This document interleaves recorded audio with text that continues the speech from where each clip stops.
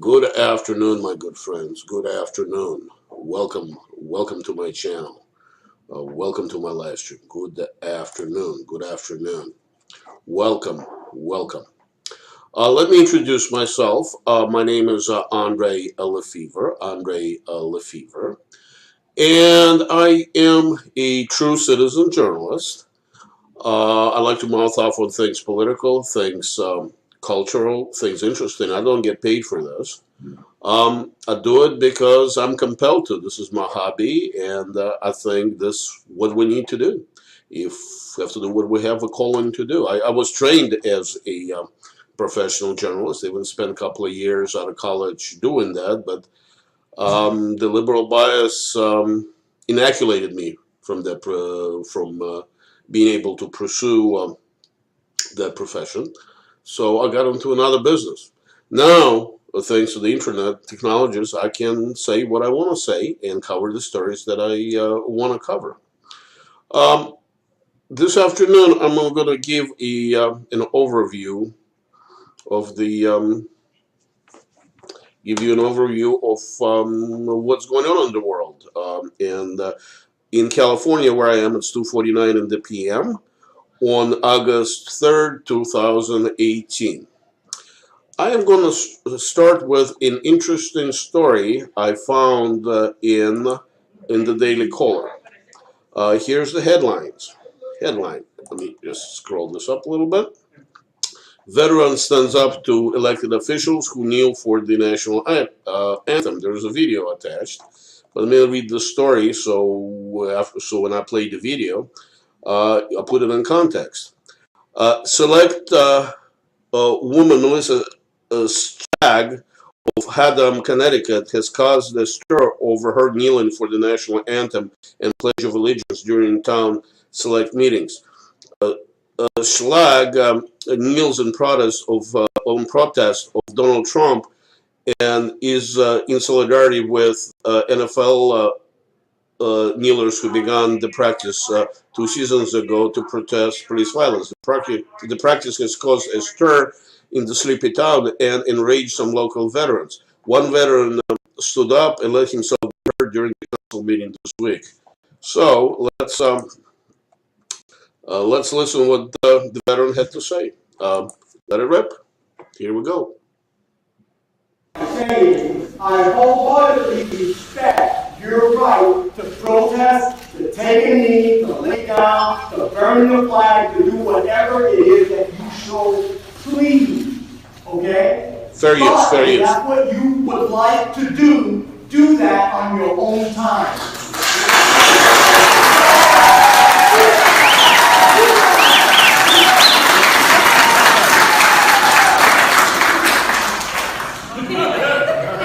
Kneel at your son or daughter's Little League game.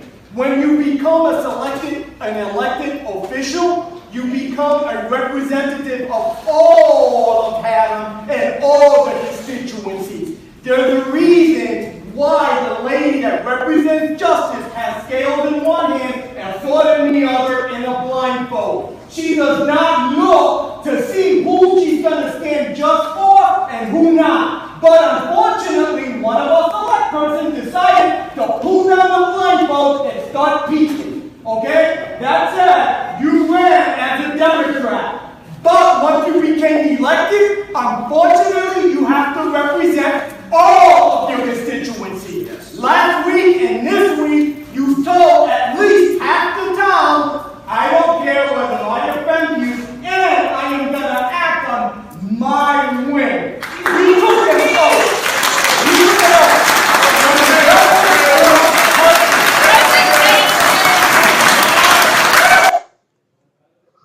All right. This is an example of a man taking his freedom seriously. For many generations now, we American men let the liberals define what the right things are and what the wrong things are. And the hard left, today's liberals, don't have a moral compass. They always define everything wrong. it is my belief that we need to stand up to them. It's my belief that whenever we see something that's not right, people expressing ideas we disagree with, politely but firmly let them know that they're wrong. And you know what? It works. Did you hear the applause in that? Did you hear the applause? That man did the right thing. That man did the right thing. All of us should take a cue from them. This is the only way we're going to capture our country back from the globalists, from the collectivists, from the liberal Nazis, from the fascists, from the left. This is how we recapture Judeo-Christian values, and that's how we recapture our freedom. Okay, next story, and let me bring this up. This one, and let's see here. This one is from Washington Times. This is a sad one. Federal judge orders Trump administration to restart DACA program. A federal judge on Friday said the government must restart the entire DACA deportation amnesty, including accepting brand new applicants, but gave the administration a chance to appeal before his ruling takes effect. Now, let me translate this into English. Democrats are scared that Trump supporters are going to win in November. The only way the Democrats can win is to import as many illegal immigrants and vote them illegally so they can win. The only way they can win is to pack the voting rolls and have people voting illegally. So there is no reason for alarm. Actually, I'm confident that appeals courts and Supreme Court will rule in favor of Donald Trump and will stop that amnesty, because amnesty, DACA, exists for only one reason: to import as many illegal immigrants as liberals can so they can vote them any which way they want, and to import MS-13 members so they act as an enforcement arm and strong arm us, the middle class men and women, to do what they want us to do. Remember, Ku Klux Klan way back when, actually it wasn't way back when, up until 1950s, even 60s, was a enforcement arm of the Democratic Party. There was no such thing, no such organization that enforced anything by force for the Republican Party. Democratic Party and the liberal fascists that they are, this is their tactics. Now they're using Black Lives Matter and they are using MS-13. That's why DACA needs to be stopped. And I'm confident that it is going to be stopped. And I'm not surprised that some liberal federal judge decided to help his people in the Democratic Party. Next story. Now I am on the Drudge Report. This is, I saw this story yesterday. This is from Daily Caller. New York Times Sarah Jeong also sent anti-cop, anti-man tweets.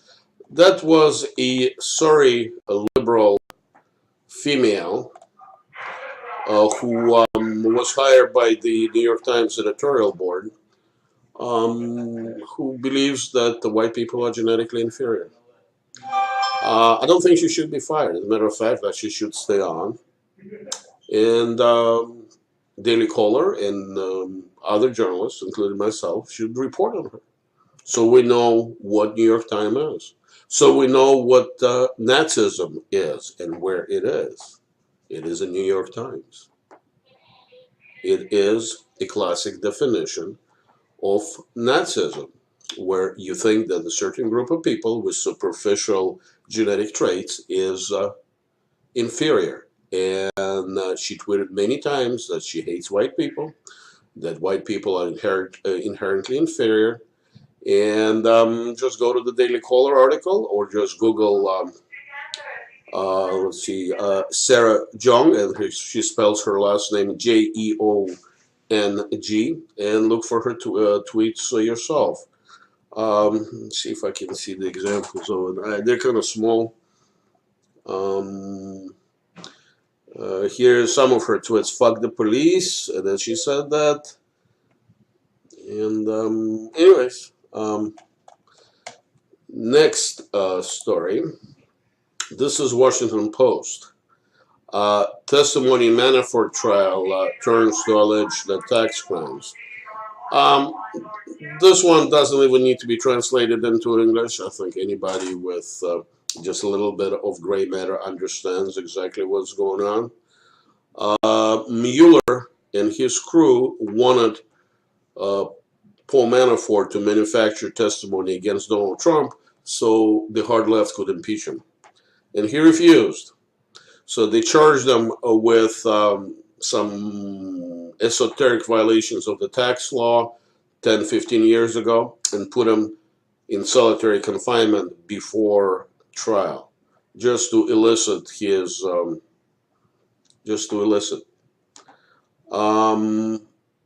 let's see, there's a little video up here. So let's see if we can play this. Let's see if it's about a minute long.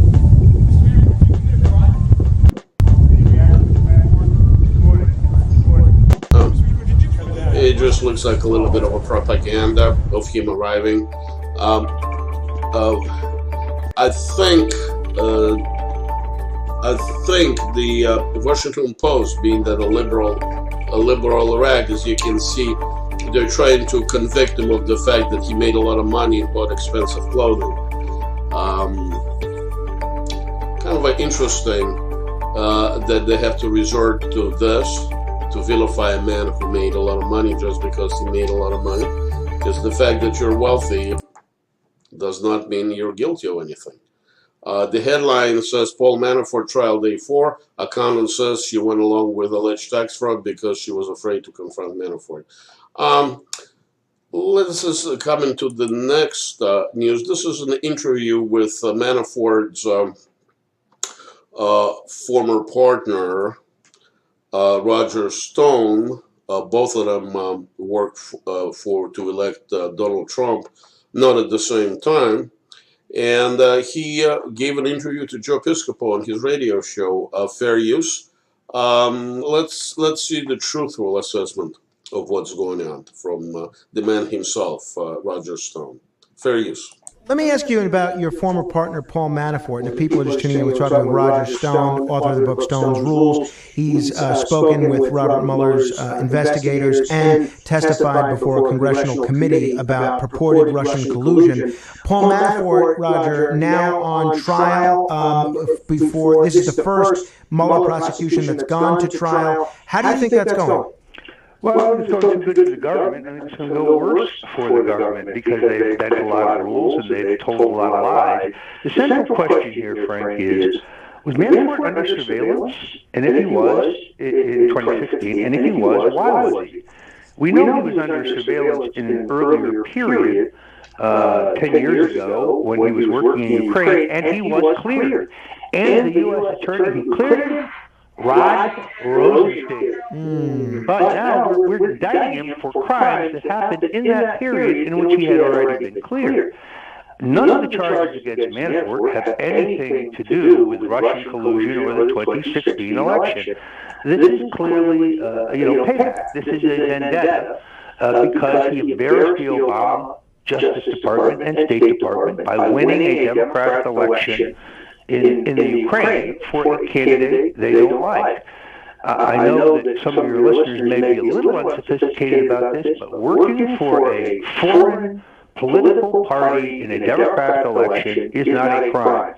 Being paid millions of dollars by that party is not a crime. In fact, many of Obama's former campaign consultants and officials, Jim Messina, most of their business is actually now consulting with foreign left-leaning political parties. But recognizing that they have kept Manafort in a cement box with only a slit for light, that they have kept him in solitary confinement 23 hours a day when he has not yet been convicted of any crime is an effort to break him. By the way, his family name is Manaforte, and he's not going to be broken because he's a tough Italian-American. Are you concerned, Roger, honestly, that you could end up being indicted? Clearly, they have an agenda in going after everybody that you know, everybody that you've ever worked with. Clearly, you're a polarizing figure even long before all this stuff. Are you concerned? Frank, I think this is about my book, The Clintons War on Women. It's the fact that I put out the definitive story of the Clintons, and I was co-producer of the incredible documentary Banished, the Danny Williams story, the story of Bill Clinton's illegitimate black son who was banished by Hillary. 38 million people saw that documentary online. I think this is punishment for taking down the Clintons. I can't tell you. Well, just look up Roger Stone talks about Paul Manafort's trial on YouTube, and watch the full interview. There's nothing like listening to the master himself, Roger Stone. I am cautiously optimistic that our side is going to pull it off, because I can see that many people like myself have woken up and realized now there's no compromise with the hard left, and not necessarily politicians. Let the politicians, let the Washington people take care. Let Roger Stones and Paul Manaforts take care of the people in Washington. We have to support them. But we can't go mano a mano with powerful and wealthy people in Washington. However, we can do our part locally, just like that veteran at the City Hall meeting, when mano a mano, actually he went all by himself and told the liberals what's what. He was polite, he was firm, and he was intelligent. And this is the only way we're going to defeat him. Because guess what? The liberals are not like us. We have our own brain. Liberals are brainless. That's why they're liberals. They're followers. They need an authority to follow. So when they perceive us to be more powerful than their liberal masters, such as the Gateses and Clintons and the banking elite, who are not that powerful actually. They all inherited their wealth. They don't know how to earn it. The liberals will follow us and our ideas and not them. Until then, we need to continue fighting the good fight. We have to fight the good fight. We have to make sure the Second Amendment is there, so the Second Amendment can protect the First. And don't let anybody shut us up. Ladies and gents, thank you very much for tuning in. If you're going to watch this replay on YouTube and other platforms, thumb me up or thumb me down. Definitely please subscribe. You know that I appreciate any and all comments. And God bless you, my friends. God bless you.